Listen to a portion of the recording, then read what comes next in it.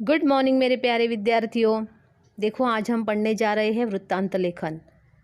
अब ये वृत्तांत लेखन क्या है कि किसी घटना का, जो कोई घटना होती है वो घटी हुई घटना का विवरण या अहवाल लेखन करना, यानी कि वृत्तांत। यह रचना की एक विधा है। ओके, ऐसा भी कहा जाता है कि यह किसी घटना समारोह का विस्तृत और सजीव वर्णन है जो किसी को जानकारी देने हेतु लिखा जाता है या लिखा होता है। ओके, जो घटना घटित हो गई है उसके बारे में दूसरों को जानकारी देना, यह है वृत्तांत लेखन।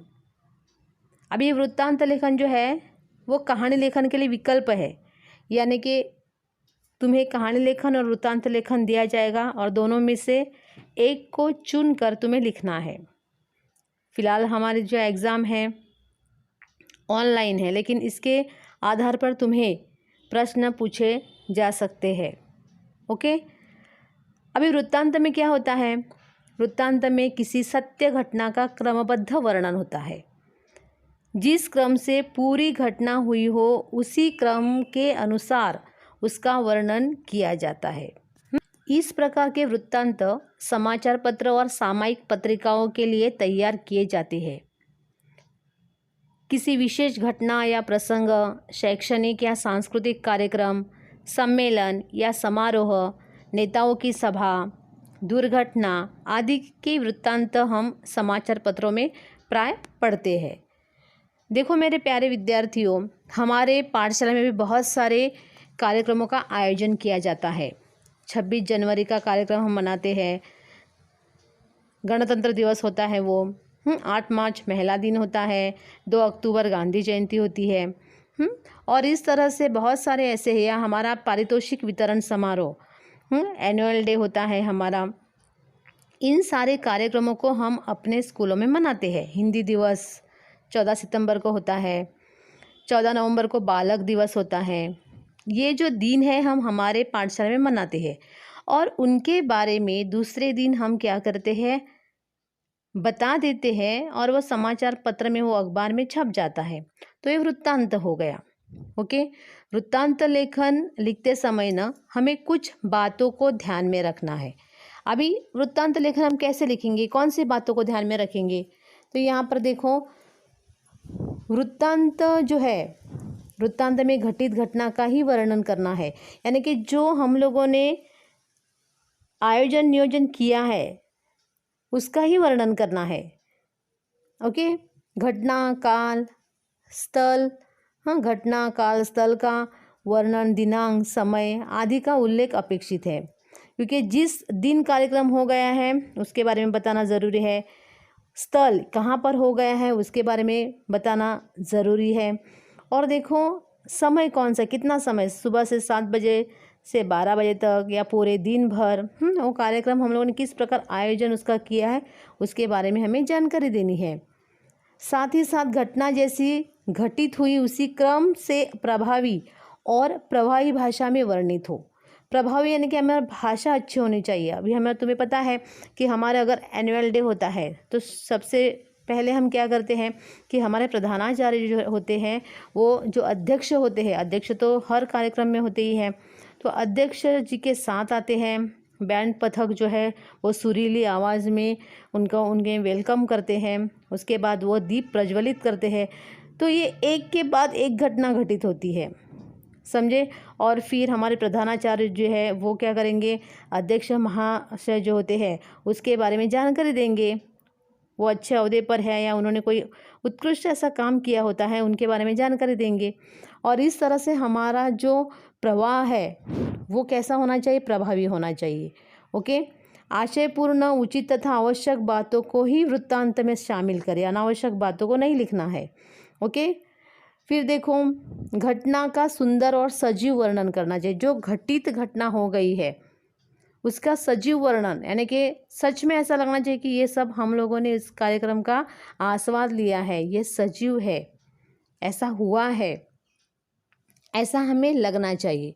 ओके, वृत्तांत के लिए दिए गए विषय को अच्छी तरह समझ लेना चाहिए, यानी कि तुम्हें अभी जो एग्ज़ाम के लिए वृत्तांत लेखन के लिए जो प्रश्न दिया जाएगा, उसे तुम्हें समझना है कि किस टॉपिक पर तुम्हें लिखना है।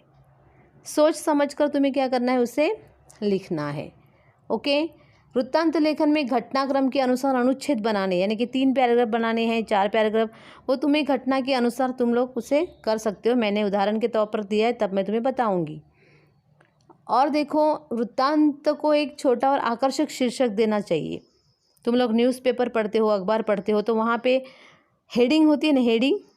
हाँ, तो वो हेडिंग जो होती है वो बहुत ही महत्वपूर्ण होती है, लेकिन वो बहुत बड़ी बड़ी नहीं, लंबे लंबे वाक्यों में नहीं होनी चाहिए, एक ही वाक्य में आकर्षित ढंग से वो होनी चाहिए, जिसके कारण दूसरा जो व्यक्ति जो पढ़ने वाला है उसके मन में पढ़ने की लालच पैदा हो।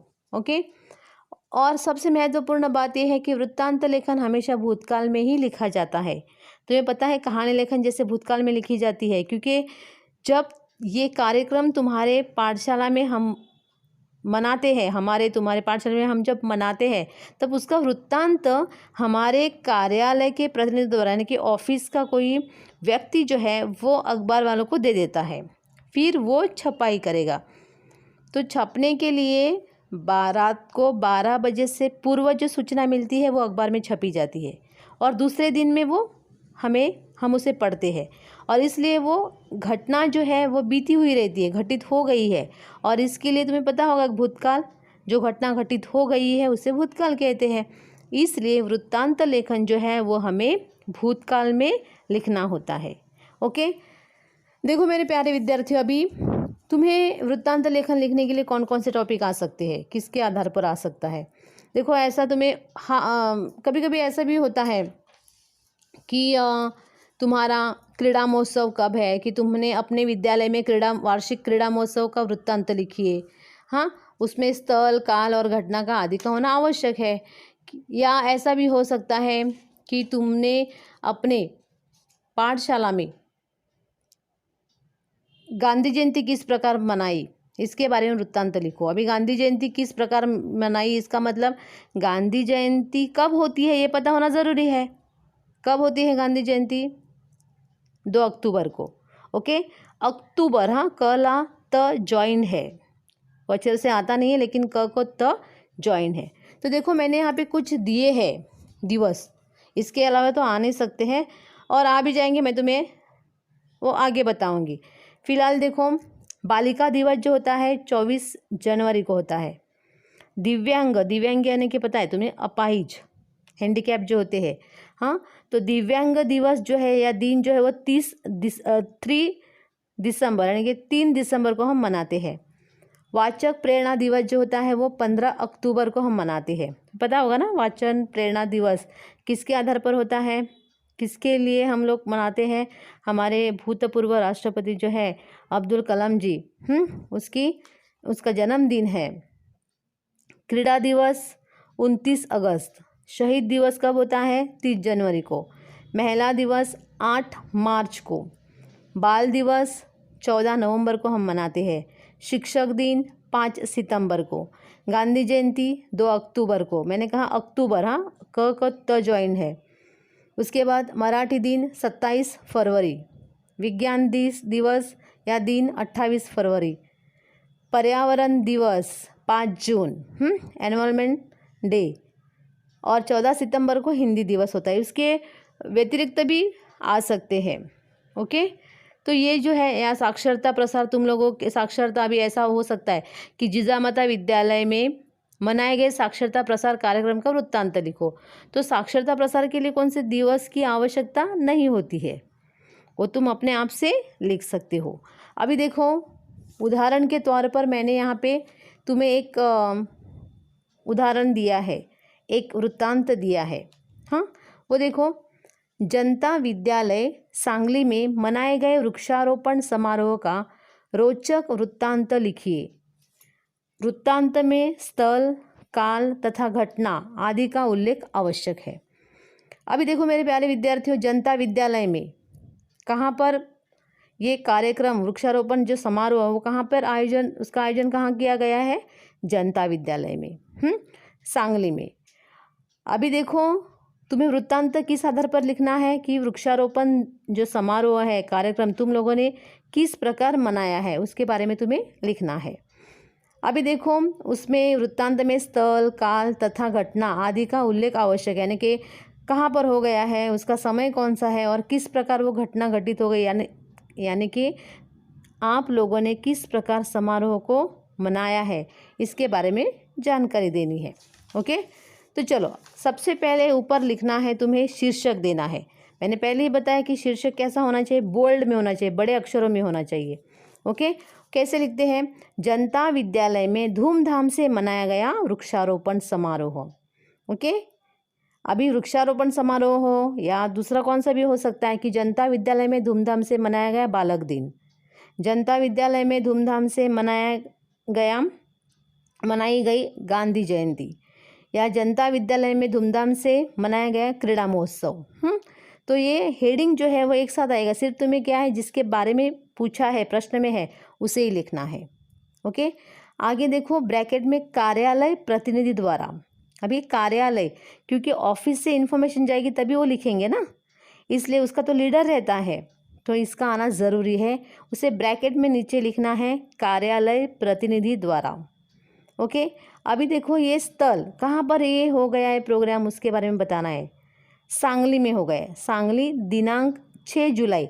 अभी मैंने जुलाई क्यों लिए, तुम्हें पता होगा कि हमारा पर्यावरण दिवस जो है वो 5 जून को है, लेकिन हमारी पाठशाला जो है वो 14 जून के बाद ही खुलती है, और खुलने के बाद तुरंत हम वृक्षारोपण नहीं करते हैं, बरसात का भी होना ज़रूरी है। इसके लिए जुलाई का फर्स्ट वीक में लिखा तो चलेगा, या हमारे जून का अंतिम सप्ताह जो है 28 जून 26 जून, ऐसा कौन सी भी तारीख लिखी तो चलेगा। मैंने यहाँ पे 6 जुलाई ली है। ओके, तो कैसा हो गया देखो, सांगली दिनांक 6 जुलाई 2020 को सुबह 7 बजे जनता विद्यालय सांगली में बड़ी शानदार से वृक्षारोपण समारोह का आयोजन किया गया। इस कार्यक्रम के अध्यक्ष जाने माने वृक्ष प्रेमी श्री गणेश सपकाल जी थे। अध्यक्ष जी का स्वागत विद्यालय के प्रधानाचार्य माननीय विकास शर्मा जी ने पुष्पगुच्छ देकर किया। अभी मेरे प्यारे विद्यार्थियों, मैं यहाँ से पढ़ रही हूँ, तुम्हें पता होगा कि तुम महसूस कर रहे हो कि क्या है, ये समारोह का आयोजन हो रहा है, हमारे गणेश जी वहाँ पे पधार रहे अध्यक्ष के रूप में, हमारे प्रधानाचार्य उसे पुष्पगुच्छ दे रहे, ये सजीव वर्णन हो गया। हाँ, तुम्हारे आंखों के सामने वो घटना दिखाई दे रही है। आगे देखो, वृक्षारोपण का यह कार्यक्रम विद्यालय के प्रांगण यानी कि मैदान में आयोजित किया गया था। प्रांगण में वृक्ष लगाने के लिए 30 गड्ढे खोदे गए। नर्सरी यानी कि पौधशाला, नर्सरी से कई तरह के पौधे मंगवाए गए थे। इस कार्यक्रम में विद्यालय के कक्षा 8वीं से 10वीं तक के सभी विद्यार्थी तथा शिक्षक सम्मिलित थे। अध्यक्ष जी ने अपने कर कमलों से एक पौधा रोपा यानी कि लगाना, वृक्षारोपण हम बोलते हैं ना, वृक्षारोपण तो वृक्ष को रोपना, कर कमल यानी कि हाथों से। उसके बाद शिक्षकों के नेतृत्व में विद्यार्थियों का समूह बनाया गया और सभी ने वृक्षारोपण किया। ओके, ये दूसरा पैराग्राफ हो गया हमारा।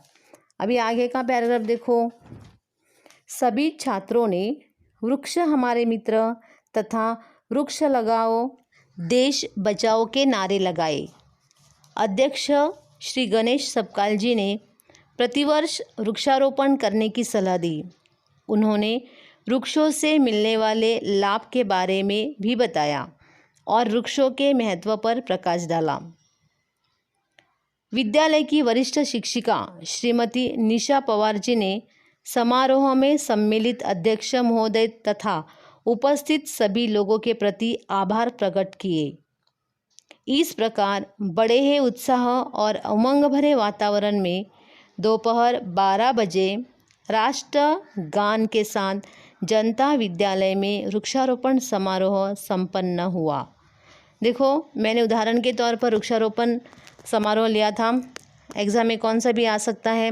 इस तरीके से तुम्हें लिखना है कि तुम्हें पता होगा कि कार्यक्रम जब होता है तब अध्यक्ष का होना ज़रूरी है। तो अध्यक्ष होते हैं हमारे प्रधानाचार्य, उसका स्वागत करते हैं। फिर हम शिक्षक जो होते हैं, विद्यार्थी होते हैं, वो मिलजुल कर वो प्रोग्राम जो है वो बना देते हैं।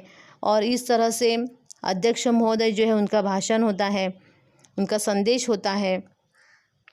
इस तरह से एक एक घटना जो है वो क्रम के अनुसार घटित होती है। इसका विस्तृत वर्णन तुम्हें वृत्तांत लेखन में करना है।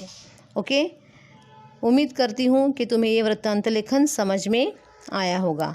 देखो मेरे प्यारे विद्यार्थियों, ये जो वृत्तांत लेखन है तुम्हें अपने निबंध के बुक में लिखना है, सुंदर हस्ताक्षर में लिखना है। देखो मैं तुम्हें आगे भी फिर से एक बार सिखाऊंगी। फ़िलहाल जितना तुम्हें समझ में आया है उतना अच्छी तरह से तुम्हें नोटबुक में लिखना है। ओके, अपने घर पर रहो, सुरक्षित रहो और अपना ख्याल रखो। ओके, बाय बाय, सी